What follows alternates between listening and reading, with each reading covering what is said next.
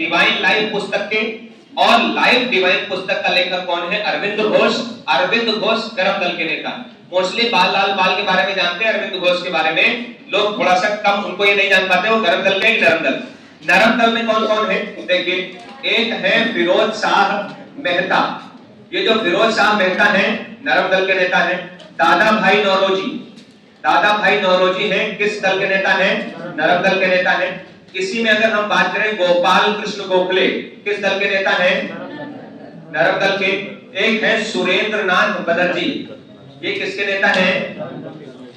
सुरेंद्र नाथ बनर्जी। सभी के सभी नरम दल के नेता।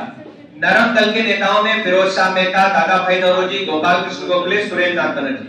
सुरेंद्र नाथ बनर्जी के ऊपर एक अच्छा प्रश्न क्या बनता है, इन्हें कहा जाता है बिना ताज का बादशाह, बेताज बादशाह, यानी बिना ताज का बादशाह कहलाने वाले व्यक्ति कौन? सुरेंद्र नाथ बनर्जी। और गोपाल कृष्ण गोखले के बारे में आप जानते हैं, गोपाल कृष्ण गोखले क्या है?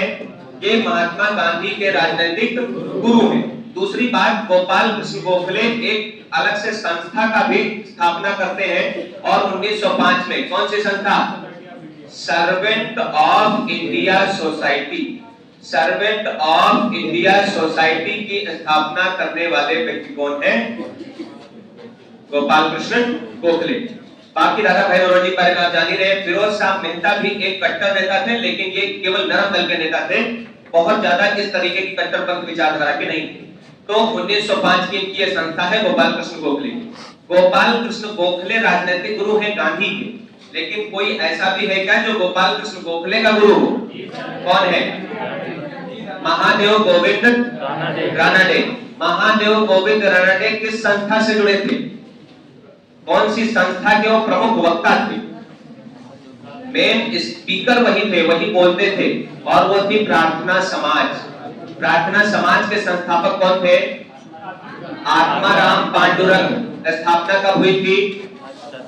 1856 नहीं 67, 1867 स्थापना होती कहां है? उस समय का बंबई, आज का मुंबई, महाराष्ट्र में स्थापना होती है। आत्माराम पांडुरंग इसके संस्थापक होते हैं, और संस्था का नाम है प्रार्थना समाज।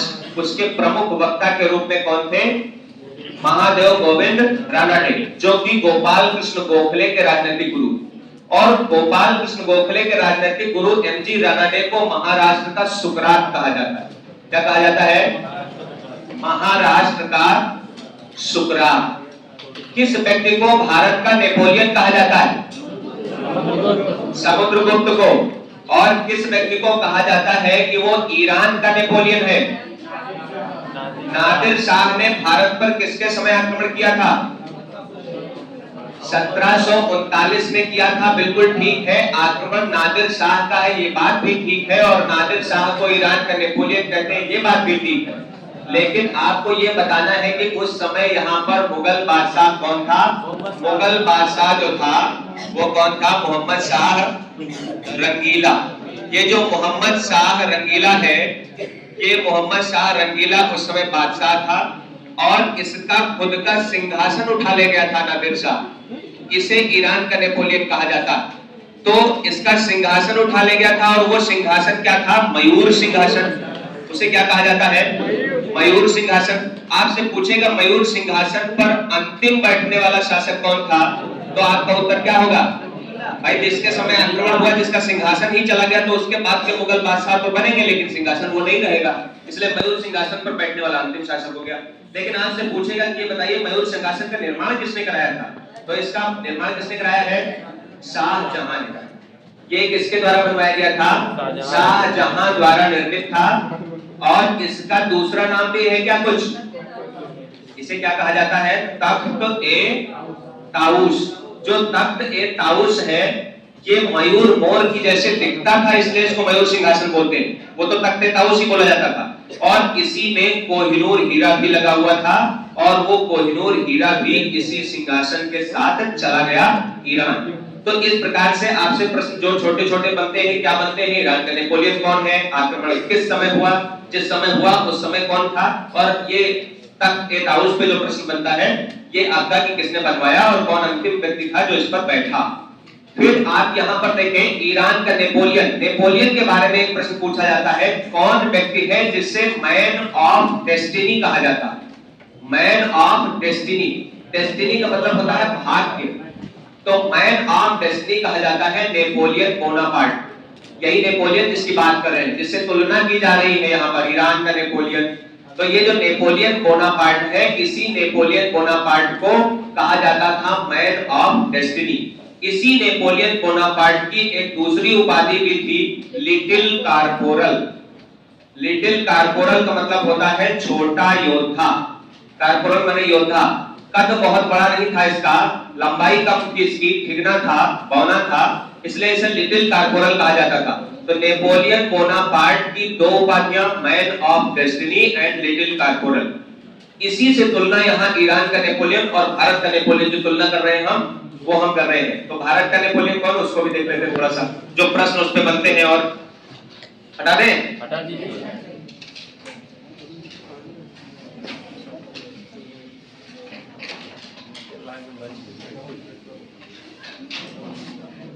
आप कैसे करते हैं, हटाइए।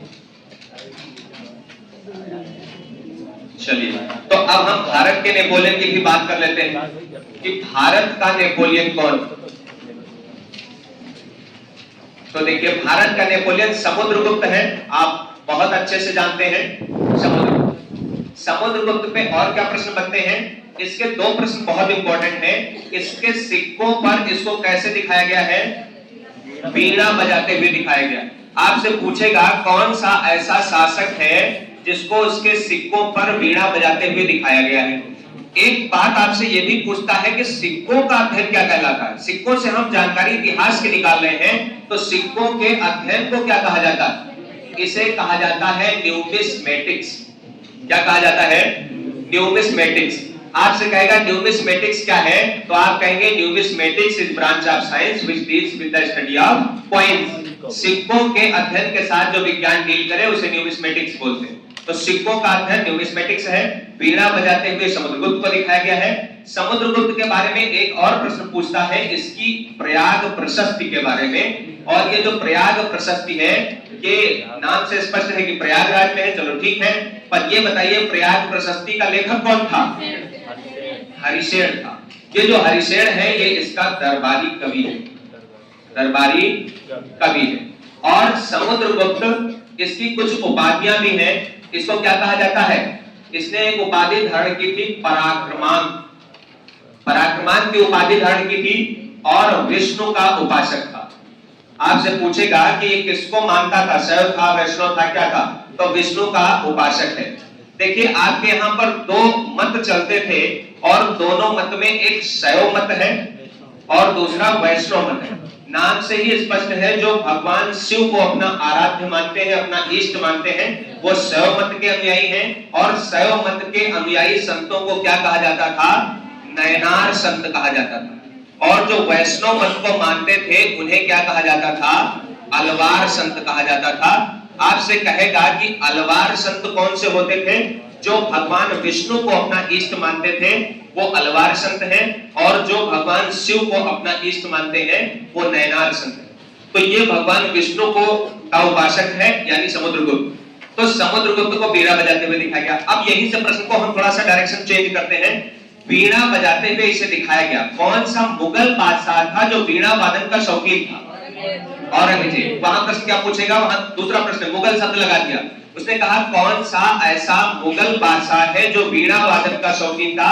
तो वीणा वादक अगर मुगल की बात करें तो आपका उत्तर होगा औरंगजेब। ये जो औरंगजेब है, इसी को हम लोग कुछ उपाधियों से सम्मानित किए थे, इसको उपाधियों से जाना जाता है। उनमें उपाधि है एक आलमगीर, एक उपाधि है बहादुर, एक उपाधि है जिंदा पीर। इसी को क्या कहा जाता है, जिंदा पीर। ये सभी उपाधियां किसकी हैं, औरंगजेब की। औरंगजेब संगीत का विरोधी था, लेकिन स्वयं इसको दिखाया गया है कि वीणा भी बजाता था, बाकी संगीत विरोधी है। अगर आपसे पूछा जाए कौन सा मुगल बादशाह संगीत विरोधी है, तो भी उत्तर यही है, संगीत का विरोधी है। और स्वयं वीणा बजाते हुए दिखाया गया। कोई और मुगल बादशाह था जो नगारा बजाता था, नक्कारा, नगारा मतलब नक्कारा, तो वो कौन था, अकबर। अकबर नगारे का शौकीन था, नगारा मतलब नगाड़ा, तो वो नगाड़ा बजाते हुए देखा गया। तो अकबर जो है वो नगाड़ा बजाता था। हटाएं।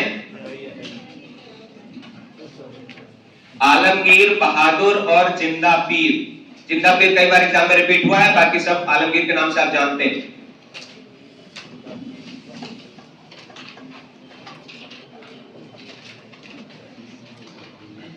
अब हिस्ट्री से डिस्कशन को थोड़ा सा मोड़ते हैं दूसरे विषय की तरफ।